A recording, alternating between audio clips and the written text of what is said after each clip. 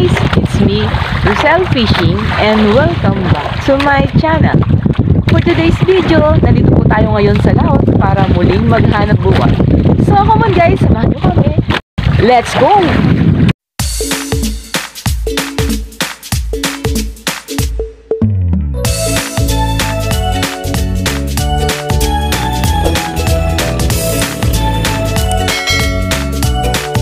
So ayan mga idol, katatapos lang nating magarya. Time check, it's now 2:43 in the morning. So medyo malayo yung pinuntahan natin at nagtulak tayo ng mahaba-haba dun sa barahan kasi low tide pa nung umalis tayo. Bali palaki pa lang yung tubig. Ayan, mamaya samahan nyo kaming muli sa aming paghila mamayang paliwanag. At sabay-sabay nating tuklasin kung ano ba yung naman itong spot na pinuntahan natin ngayong araw na to. Ayan, ganyan pa rin yung paligid natin. Maalon pa rin. Belang kami palaut, dun lumakas si hanging salatan. Kaya ito, napasubo na naman tayo sa malalaking alon niya. At nabasa na naman tayo. Mabuti na lang ay meron tayong dalang ekstrang damit.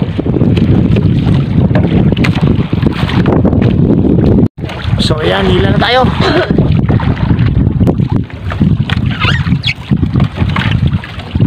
Oh, meron na.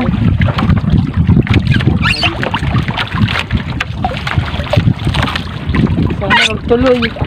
Yung dulo.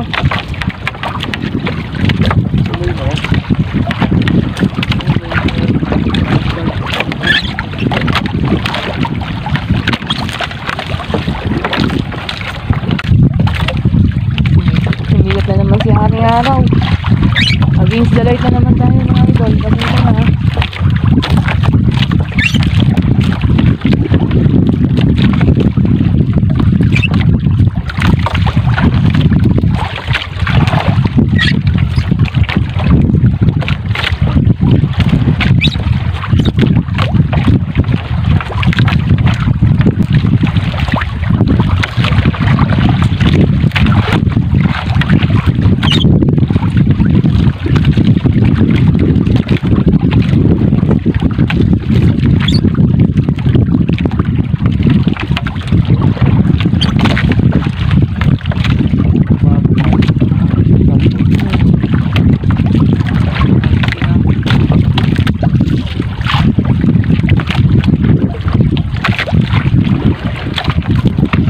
Layo na.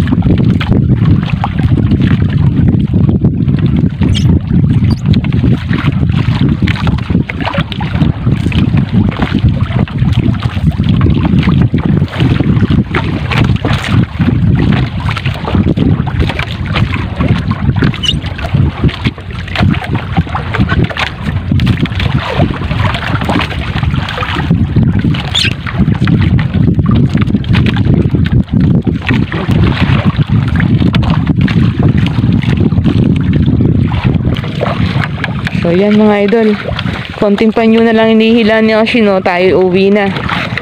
At mamaya ako na lang kayo i-update sa mga huli natin.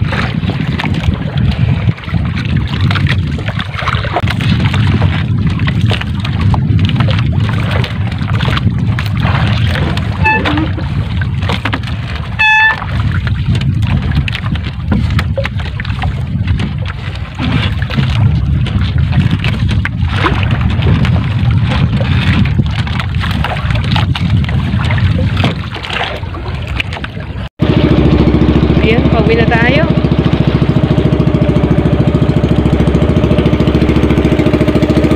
Medyo kalma si haring dagat ngayon.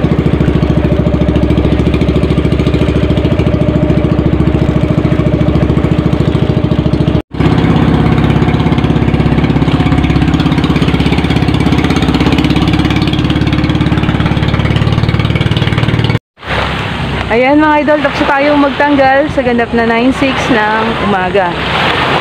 At yung ating mga huli ay ayun.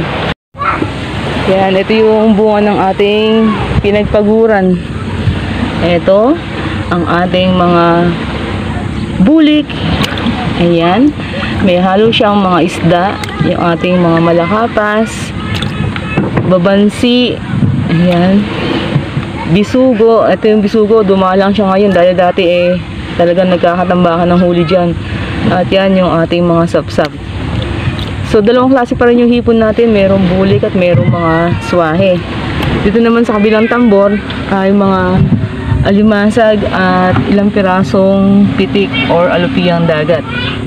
Yan, mga buhay pa sila, kaya hindi na lang natin hahawakan. At syempre, para dire-diretso yung pahinga at mamayang gabi na tayo uli lalaot. Mamayang gabi na malaki na yung tubig kasi palotay ito ng hapon. Kaya hating gabi tayo aalis dito sa barahan para maiwasan natin yung pagtutulak na malayo. At ito yung lambat natin ay yan. Sininsay na natin o kinarga na natin. Kaya ready na tayo sa paglaot. Ang painom. So tara, samahan nyo kaming magpakilo sa konsignasyon. Hindi na tayo sa konsignasyon. At ito yung ating mga pusit na nahuli kanina. Ayan. Iuwi natin pang ulam yan.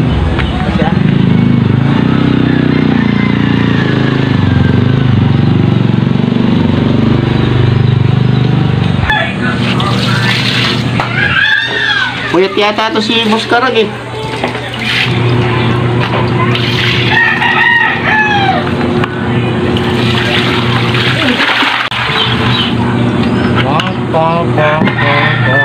Ayan. Lahat ang ating tinanggal sa lambat natin. So yan. Yan lang. Loko. Loko naman. Si Oshino na yung nag-sort. Legit ka nga. So legit naman yung pag-sort niya. Ayan, natin yun naman. Yung mga hindi tinatanggal niya. Walang halong mekos.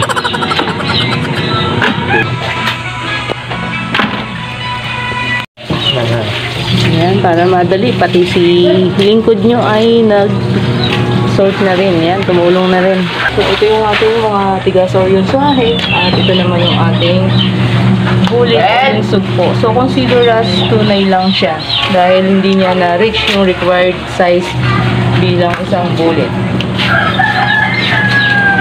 Guys, sabi tayo magkikilo. Arawel. Ayan. Tingin. Tigas. Ilaw. Ilan? Nangaring sa 2 media, 2-4. Tunay.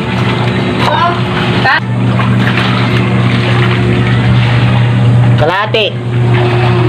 Kalahati. Karang mo na? 1 media. Big. Samot.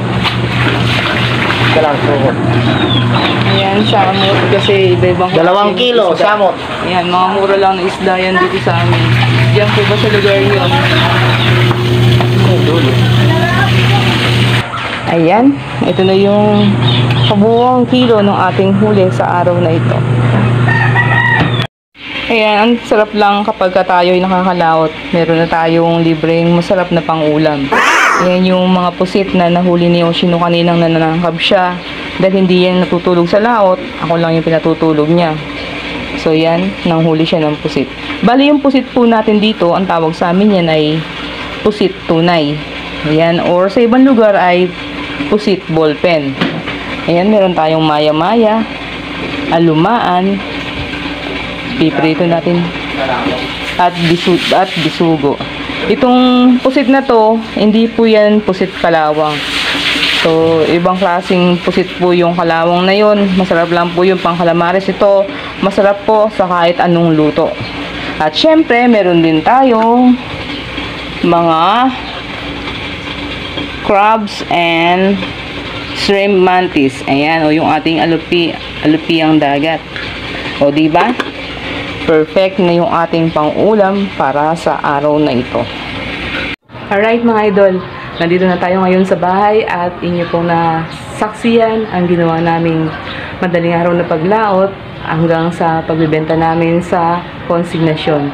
Yan, medyo mahina pa rin po yung ating nahuli, pero malaking bagay na rin po yun dahil kahit paano ay meron tayong ibinenta.